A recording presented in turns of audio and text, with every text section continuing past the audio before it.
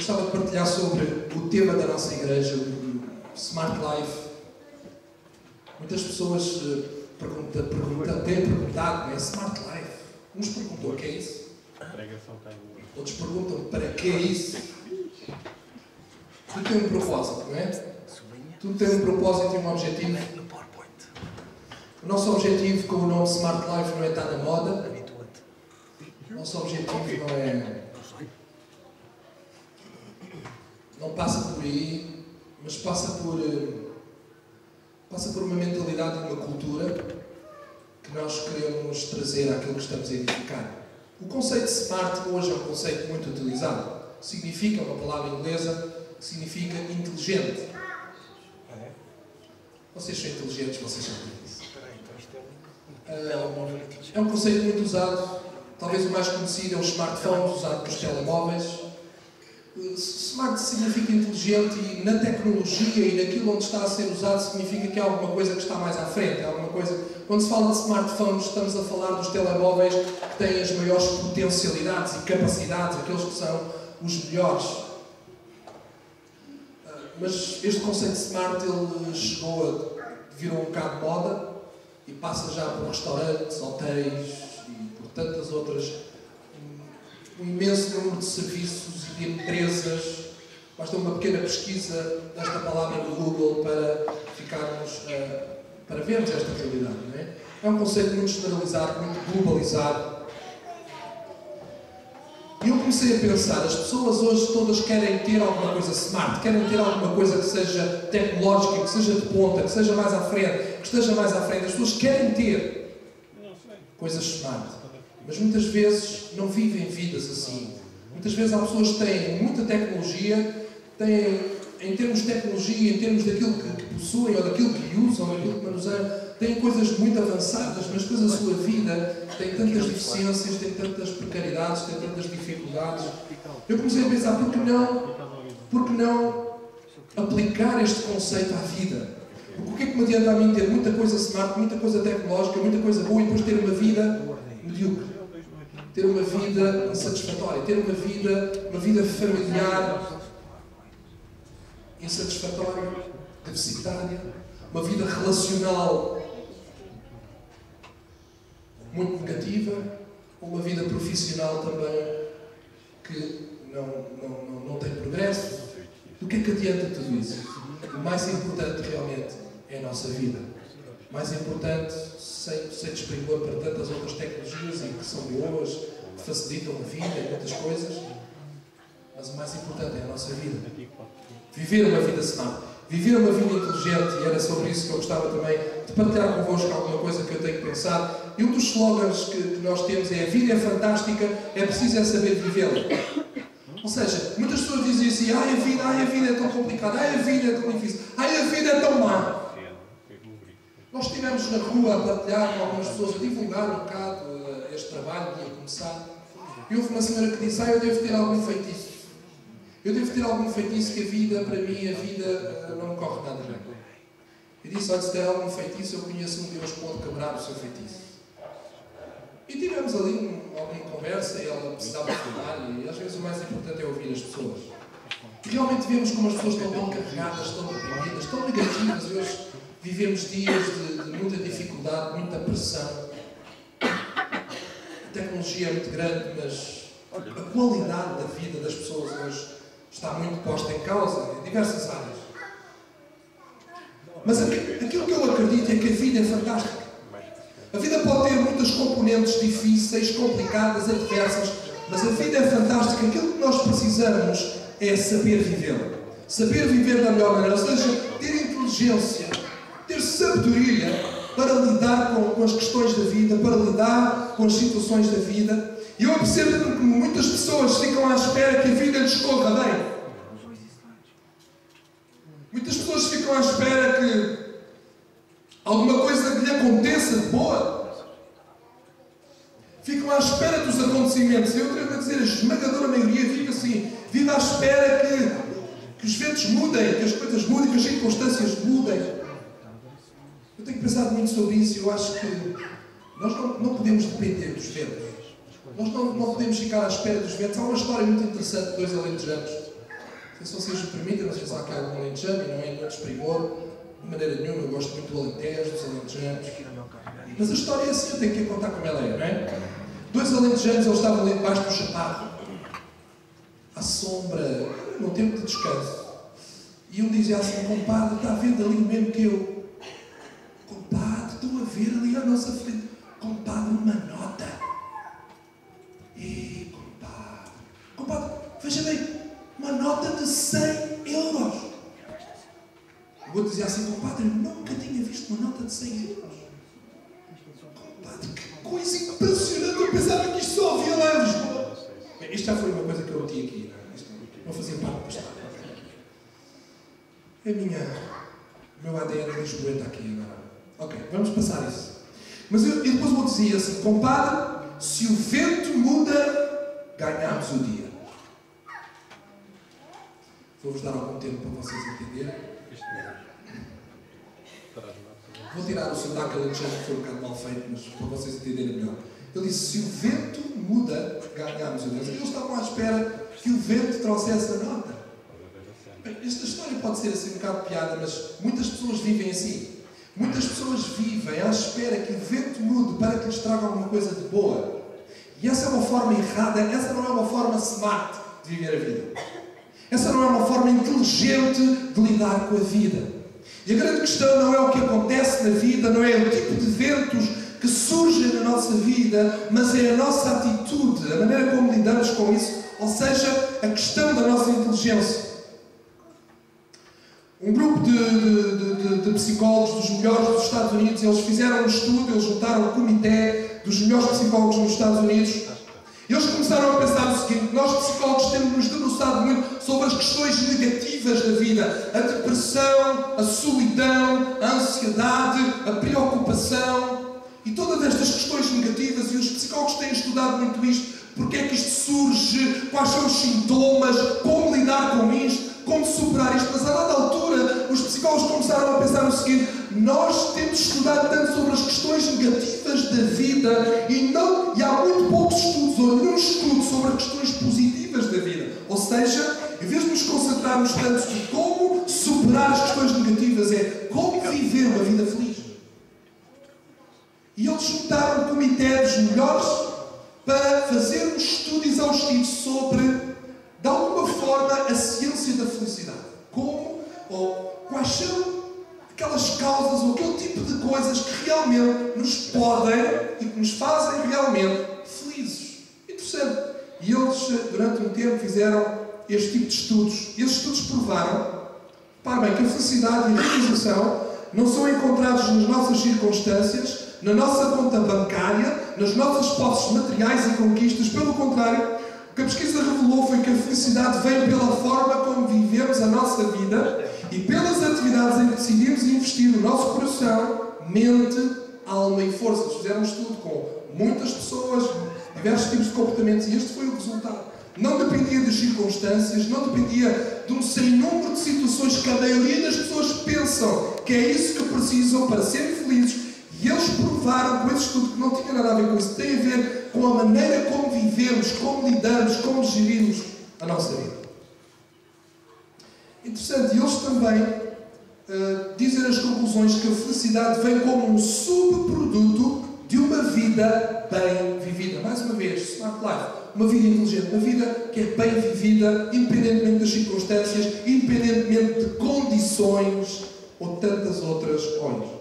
Eu vou pedir, não sei se eles puseram aí no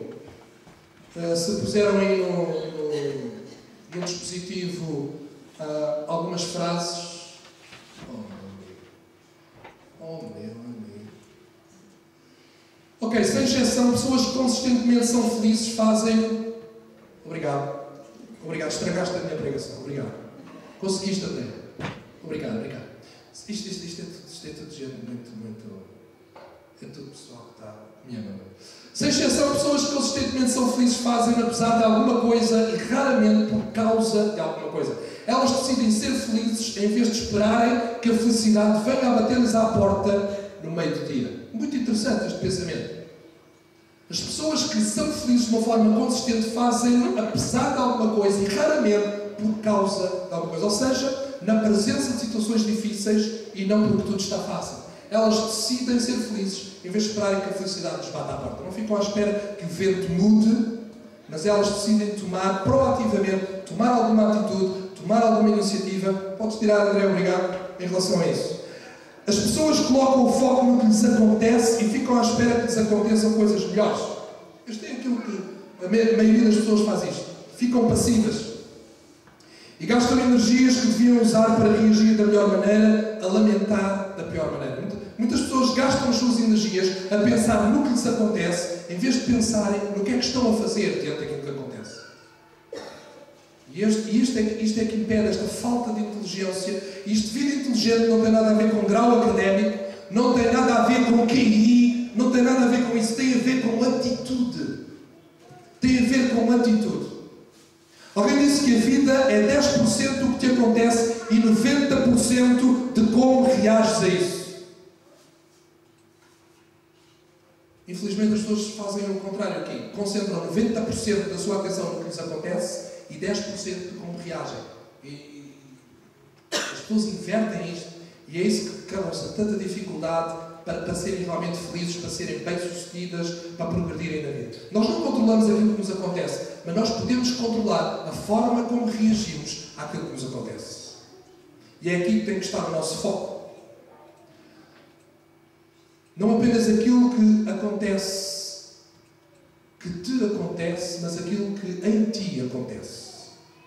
Não aquilo que se passa à tua volta, mas aquilo que se passa dentro de ti. É principalmente aqui que tem que estar o nosso foco e a nossa atenção.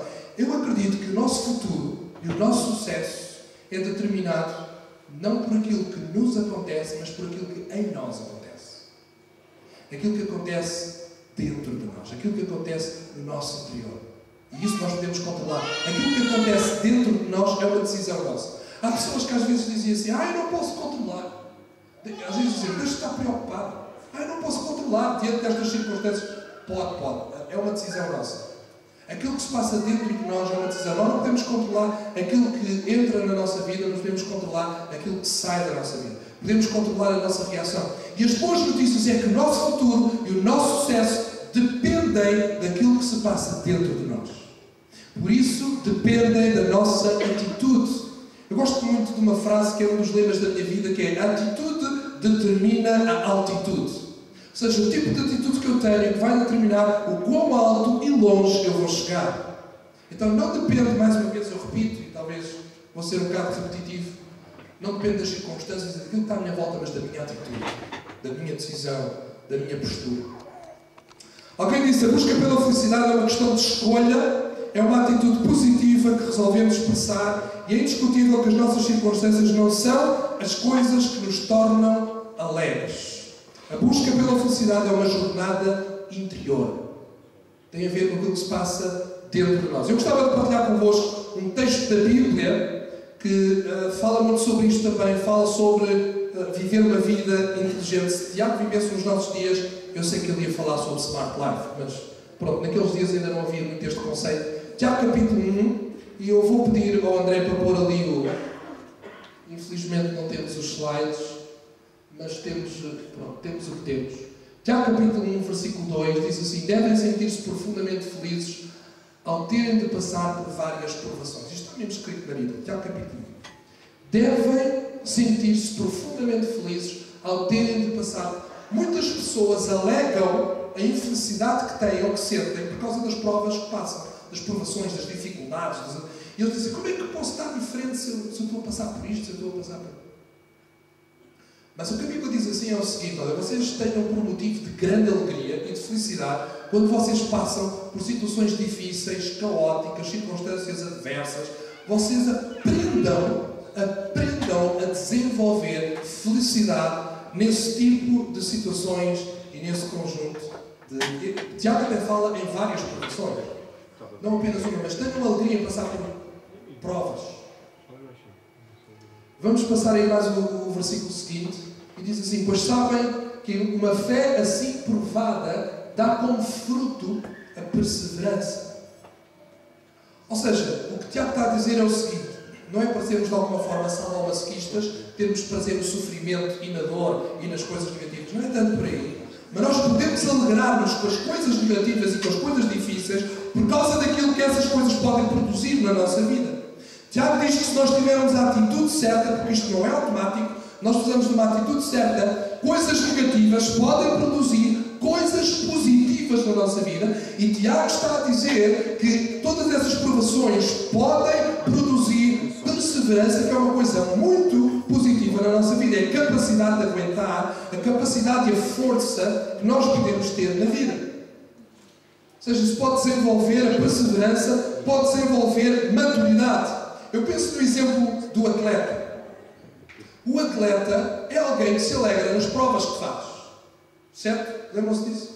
Um atleta, quando ele vai para uma prova, ele não fica a lamentar as provas, ele não fica a chorar pelas provas. Ele está todo feliz por ir para uma prova. É para isso que ele se prepara, é para isso até que ele vive. Por exemplo, aqueles atletas que vão para as Olimpíadas, a prova desportiva mais difícil do mundo, ou uma das maiores do mundo, mais exigentes, eles nunca ficam tristes por ir para as Olimpíadas. Você nunca vai ver um atleta a chorar por ir para as Olimpíadas. Alguém já viu isso? Eles poderão chorar por não ir às Olimpíadas, certo? Não acho impressionante. Ele vai para a prova mais difícil do mundo, mais exigente do mundo, e ele está todo eufórico, ele está todo feliz. E quando ele vai ser entrevistado, você nunca vai ver ele a dizer: logo a mim, ganhou uma prova mais difícil do mundo, as Olimpíadas. Não podia ser aqui uma prova regional, não podia ser uma prova mais fácil, não podia ser uma prova menos complicada. Ele não vai falar desta maneira, ele não vai dizer ajudem-me, logo a mim, coitadinho de mim. Ele não tem este tipo de discurso. O que ele vai dizer é: eu estou muito feliz porque tenho a oportunidade de passar, de estar e participar numa prova deste nível. Ou seja, eles aprenderam a alegrar-se nas provas. E quanto maior a prova, maior a alegria deles. Certo? Será que nós não devíamos fazer um bocado assim também em relação à nossa vida? Porque há pessoas que lamentam: mas é que a minha prova é tão difícil. Mas esta prova é tão complicada. Olha, quanto maior a prova, alegre-se, porque também maior pode ser as coisas positivas e o resultado daquilo que pode acontecer na sua vida. Porquê é que os atletas se alegram com provas muito grandes? Provas de alto nível. Porquê é que eles se alegram de ir às Olimpíadas, campeonatos mundiais? Porquê é que eles se alegram de ser os eleitos, os escolhidos?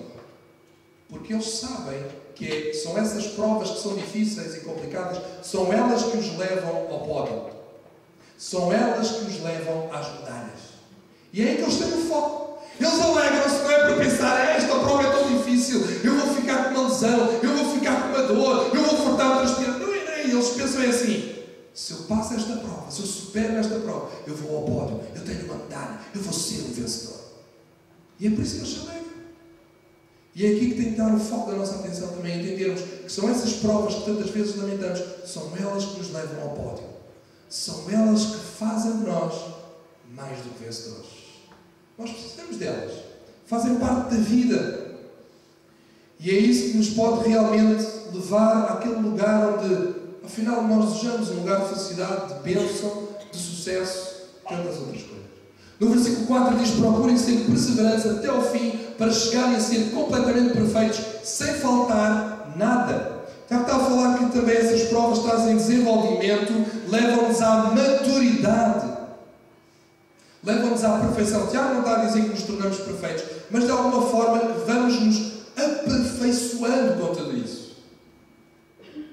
Tiago está a dizer: isso é fundamental para a nossa maturidade. Sabe porque é que há pessoas que não atingem a maturidade, que não alcançam a maturidade? Porque nunca aguentam passar por situações difíceis. Pessoas que na vida estão sempre a ser de alguma forma ajudadas para não passar por dificuldades, pessoas que são super protegidas por pais, por família, etc., são sempre pessoas que não atingem a maturidade. Porque nunca se habituaram a lidar com pressão, com provas, com lutas, com dificuldades, etc. E este é um dos problemas da nossa geração. Temos uma paranoia tão grande pelo conforto, né, que tentamos remover tanto, todas as dificuldades, e depois as pessoas não desenvolvem tanta maturidade assim.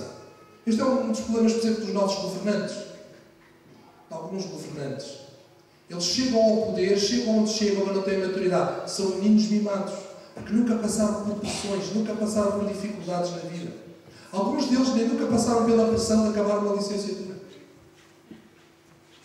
Sempre tiveram alguém que os fazia escapar daquela pressão, daquela dificuldade, daquela situação. Tinham ali conhecimentos, tinham ali favores, tinham ali... E andavam aí e aprenderam a viver desta maneira. Não lidam com pressão, não lidam com provas. São sempre meninos. E depois, quando o poder é dado a meninos desta natureza, é o caos, é a crise. Instala-se. É um problema grave. Então, de alguma forma, coisas negativas não precisam ser assim tão negativas. É a forma como lidamos com elas, é a forma como reagimos. Então, Tiago, no versículo 5, ele vai-nos falar... Um bocadinho mais para cima, por favor. Bom, se calhar não dá. Se alguém não tem sabedoria suficiente, peça a Deus que a dá a todos de graça, sem humilhar ninguém e ser-lhe dada. Tiago agora vai-nos explicar como é que devemos orar quando passamos por provas. Isto vem no contexto da provação, da adversidade, da pressão, da dificuldade. E Tiago está a dizer, vocês precisam aprender a orar e reagir da melhor maneira. E Tiago está a ensinar-nos a orar por sabedoria. Qual é a nossa tendência de orar quando estamos debaixo de pressão? É Deus tira-me daqui, Deus tira isto da minha vida, Deus isto